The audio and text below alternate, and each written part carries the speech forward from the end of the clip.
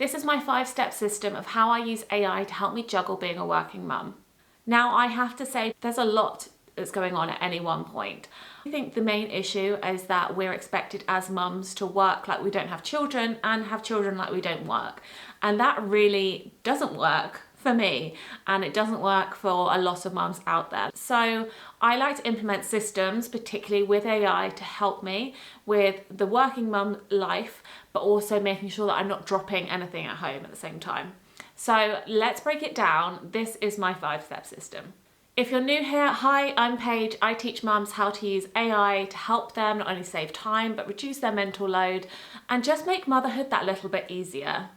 My first step that I do is focus on the mental load layer, let's call it. So it will be very often that I'm trying to work and I am really focused on a project or doing something, but instantly I have thoughts of, oh, what am I gonna cook for dinner this week? Or what am I gonna buy my child's friend for the party that she's going to at the weekend? And all of these thoughts pop up, and it could be actually vice versa. I could be with my child at the same time and be thinking about this presentation on the slides that I need to put together. So I like to be able to just have a mental load dump and put it into AI so I don't have to think about it, or I don't have to think about it right then. So there's a couple of ways that I do this. First, I use Memory, and I've talked about Memory a lot. But Memory integrates into WhatsApp. So I send it a quick voice note like it's my friend, and I just say, remind me at 8:30 to shop online and get so-and-so's present for the party this weekend. I will do that, and it's just something then I don't have to think about. If I write things down, it can either lose the list or I have just multiple lists in my notes app, and that doesn't work for me. So this way, Memory is something that reminds me and comes back to me and says, okay, it's 8:30, you need to be buying this present now. And it's really, really helped me in organization in terms of that. And as I say, it works for both personal and work life. The other tools I really like for this is ChatGPT to help me work through if I'm feeling overwhelmed at a certain point, particularly with work, and I ask it to help me prioritize my list. If I'm just feeling there's just too much going on, I can take a step back, and it's really good to just use ChatGPT in that way. But likewise, there's a tool called Goblin Tools, and it's the to-do list I'm specifically talking about here. You can put in everything into Goblin Tools, and you can say, this is my to-do list. I just feel really overwhelmed by it, and you can break it down into more steps. So for instance, you can break things into small chunks that are more manageable than having the big to-do list. So yes, your list gets longer, but you can tick things off more quickly, and I find mentally that really helps as well. So in terms of my work day, I plan my work day based on my calendar, and I'm religiously putting things into my calendar. I use Google Calendar as a basic, and I've always used it, so it's just my go-to now, but I will time block everything out. And also I love the feature that says how much time I've spent like in meetings or on focus work, and I can really see where things are draining my time and try and cut things out. I find if you are very strict with your own schedule, then other people will be too. You basically train everyone else to respect your calendar, to say, no, this is the time that I have blocked out. Or for instance, I have to leave at this point to go and pick up my child from nursery, daycare, wherever. And you have to do that. So it's just a non-negotiable. But if you treat the rest of your calendar like that, I find that that really works. But you can get calendars as well that will go one step further and will learn your routine. So that is something like Motion or Reclaim AI, and both of those will use AI to sort out your calendars, operate it in the best way possible, and also make sure that things can fit in around the times that you know that you're not available. So one thing that I often struggle with, and this is my 3rd step, is to set my own boundaries. And as I said, in my calendar, it's easier for anyone who wants to book in time with me, that there's grayed out areas that they know that they can't book in time.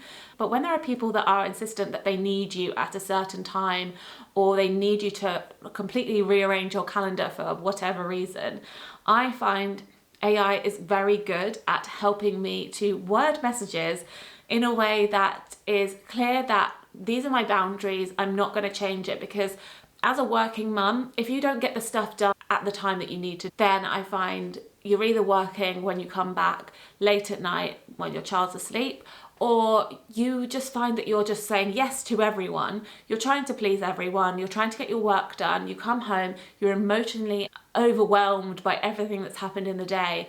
And you find that then in the evening with your children, when it's meant to be a nice time that they've come back from their childcare, that they want to spend some time with you, and you just feel like you've given absolutely everything to anyone already. So by keeping your boundaries and asking AI to help you, if you are someone that says yes too often, like myself, I've always been really bad at this. This is why I get AI to help, to write out replies in terms of, okay, no, that doesn't work for me.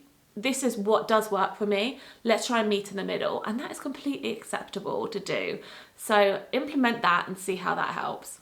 Also, if you don't want to use ChatGPT, a different chatbot to use is Claude, and Claude is particularly good at creative writing, and that is one of its strengths. So give Claude a go. If you haven't already, there are other chatbots out there, not just ChatGPT, so you could try Gemini, but Claude is specifically really good for writing, so give that a go. The other thing I like to do, which is number 4 in the system that I have, is that if I'm having a particularly bad day and I'm just feeling like my home life, everything is taken out of me. You may have had a really bad night's sleep, your child might be sick, but you just feel like you're not operating at your normal level. I find what's really helpful is actually to, if you have to write a lot of emails, to just verbalize rather than type things down. It comes out of your mouth a lot quicker and easier than sometimes it does when you're trying to write in a certain way. So by dictating a lot of what you're saying, that can really help. You can get the little microphone, which will then allow you to speak rather than just typing it out. And I also find, I use this all the time, it speeds up whatever you're doing anyway, so try that out. You do have to go back through and amend a lot of the time. One of my top tips I love to do, and now I just even do that on WhatsApp when I don't have time to write back to people, and again, it's just helping you juggle everything that's going on. One of the tips I use, and this is my last step within my system, is to have my work information automated. When I'm talking about this, I'm talking specifically what's happening in the industry. What do I need to know? But I don't have time to be able to sit there and read it a lot of the time unless I'm on a commute.